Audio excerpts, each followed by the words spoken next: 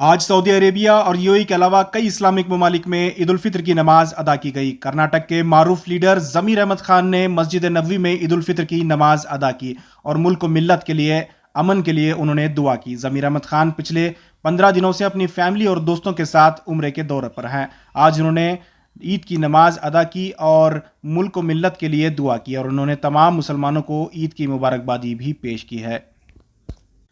Medina Munawwara से मस्जिद नबवी से रास्त तस्वीरें आप देख रहे हैं। इन तस्वीरों में ज़मीर अहमद खान और इनके रफ़क़ाकार नमाज अदा कर रहे हैं। किस तरह से वहाँ का मंजर है आप साफ देख सकते हैं।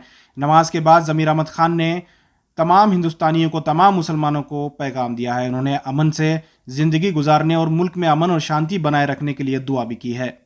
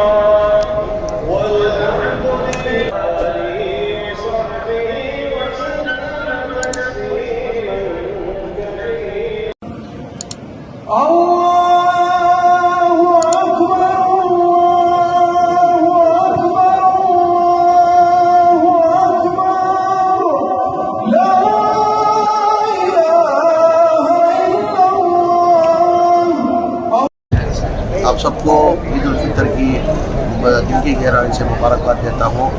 आज हमारे सऊदी अरबिया में मक्के में आज ईद हुई है। हिंदुस्तान के अंदर, कर्नाटका के अंदर, हिंदुस्तान के अंदर और इंडिया के अंदर कल ईद है। एडवांस में आप सबको ईद मुबारक देता हूँ और अल्लाह से दुआ करता हूँ अमन से ईद गुजरे करके अल्लाह से दुआ करता हूँ।